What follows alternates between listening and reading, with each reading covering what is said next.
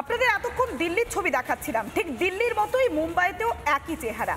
সেখানেও বেশ ভালো আছেন বাংলা থেকে যাওয়া পরিযায়ী শ্রমিকরা, ভালো আছেন প্রবাসী বাঙালিরাও।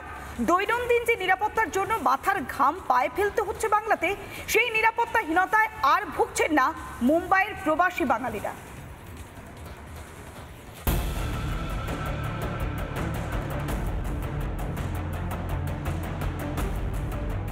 ভোট বড় বালাই, তাই ২৬-এর বিধানসভা নির্বাচনের আগে এবার তৃণমূলের টার্গেট প্রবাসী বাঙালি আর পরিযায়ী শ্রমিকরা। কিন্তু মুম্বাই বা দিল্লিতে তারা যে ভালো নেই সেই কথা প্রমাণ করতে ব্যর্থ হলেন মমতা। এখন যারা সাধারণ আমার তোমার মতো বাঙালি, যারা আমার মতো ধরো বাইরে থাকেন, মুম্বাইতে থাকেন, তারা কেমন আছেন এবার জিজ্ঞাসা করি।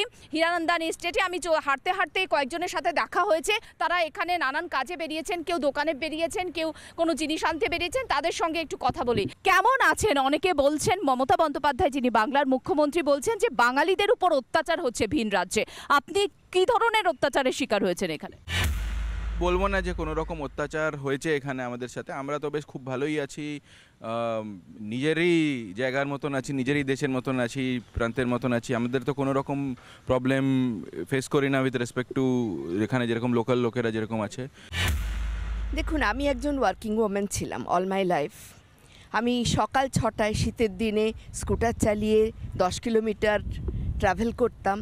আমি কোনোদিন কোনো এতটুকু আনটুয়ার্ড ইনসিডেন্ট বা অকওয়ার্ডনেস ফেস করিনি। অনেক সময় রাত 10টাতে বাড়ি ফিরতাম কোচিং ক্লাসে পড়িয়ে। I never felt insecure. পশ্চিমবঙ্গে কাজের অভাব, যদিও বাংলার মুখ্যমন্ত্রী আগেই বলেছিলেন রাজ্যে ফিরে আসুন, কাজ পাবেন। কিন্তু কোথায় কাজ? কাজ নেই দেখেই তো দিন আনা দিন খাওয়া মানুষগুলো আজ ভিন রাজ্যে পাড়ি দিয়েছেন পেট চালানোর জন্য। না, এখানে কোনো অত্যাচার হয়নি, কোনো অত্যাচার নেই। এখানে কাজ করছেন, খাচ্ছেন, দাচ্ছেন, ভালো আছেন? হ্যাঁ, সব ঠিক আছে। কোনো অসুবিধায় পড়তে হয়েছে? না না, আমি কোনোদিন অসুবিধায় পড়িনি।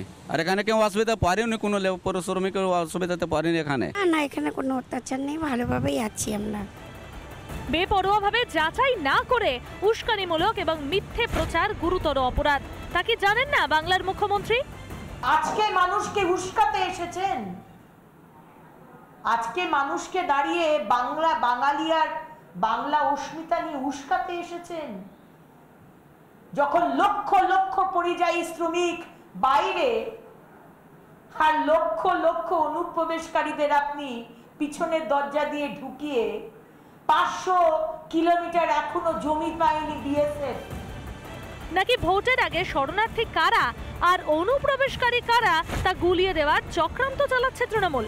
যদি বাঙালি হেনস্থার কথাই ওঠে, তাহলে পশ্চিমবঙ্গে 26,000 বাঙালির চাকরি গেল কেন?